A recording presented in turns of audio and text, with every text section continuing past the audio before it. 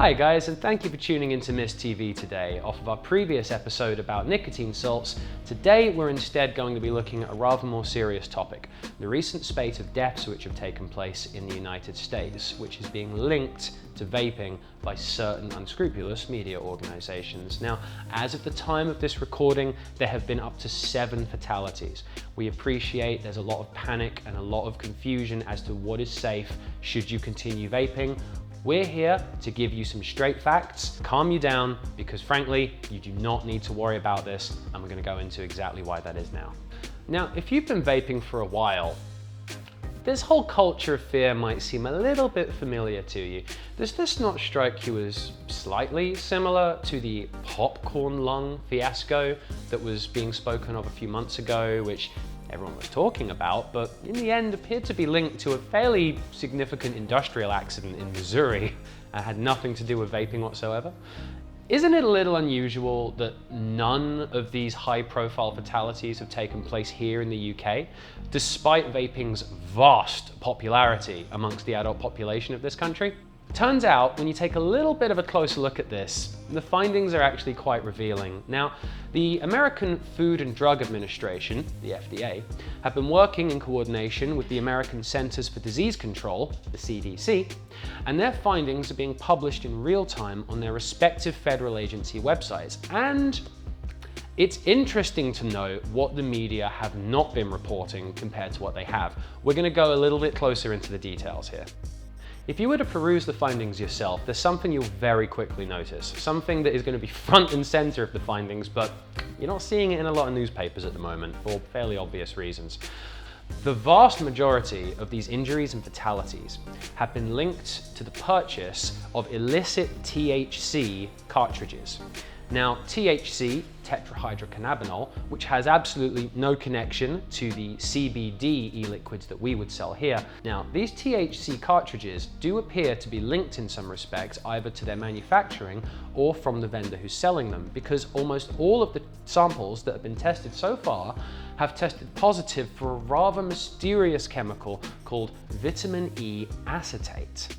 To boil this right down to the basis, someone has been producing illegal THC e-liquid and has been selling it from an unregulated retailer spot and has been cutting their product with an untested, dangerous chemical which has been put through no trials regarding vaping safety. Now, the UK vape scene is a wholly different beast to the US one. We have far stricter regulations in this country regarding advertising, marketing, and chemical composition, regulations that the Americans, in their free market idealism, have chosen to disregard. Now, it's common to moan about certain aspects of the TPD, or the Tobacco Products Directive, when it comes to annoying issues like tank and bottle sizes. However, then a situation like this rises up and you realize that those slightly nanny state regulations have actually prevented the emergence of a more dangerous, unregulated, Wild West-esque vaping scene in this country. Another issue that the Americans do seem to have to deal with is the unfortunate popularity of vaping amongst young people in that country, which a lot of that can be linked to the lack of advertising regulation. Now, here in the UK, we have very strict regulations when it comes to the marketing of any kind of nicotine product. It is about quitting cigarettes, and it is not for style or fashion. The Americans do not have the same guidelines there, and as a result, it's led to a popularity amongst young people. Compare that to the statistics in this country, where in a recent study it was found that less than 1% of UK people between the ages of 11 to 16 were regular e-cig users. In the UK, we have a strict 20 milligram limit on nicotine content in an e-juice. Now, some people might consider that a bit restrictive, but go stateside, it's not difficult to find 56 milligram strength e-liquid, which is stunningly powerful. You give that to a few young people and get them hooked, you've got customers for life. And frankly, it's a shameful way to do business for a product and service which was designed primarily to save lives. Public Health England and other UK and European health institutions have not changed their stances on vaping as being a far safer alternative to smoking cigarettes. they're still fully behind it and do recommend that people who are smoking use vape to get off of the cigarettes, because we don't have to worry about the unregulated nightmare that is the United States. Now, it is from these authoritative medical bodies that we should be taking our advice, not tabloid scare stories who have been trying to get you against vaping since the day it began. I can promise you with all certainty that no mist e-liquid has or will ever contain vitamin E acetate or any chemical which has not been put through vigorous health testing before it is bottled. And I can say that very confidently about any e-liquid sold in this country that is being sold through a reliable retailer.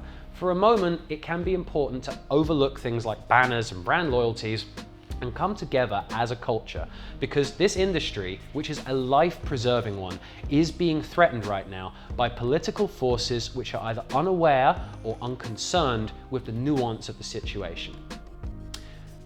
Scare story's over, guys. Let's boil it down to a TLDR.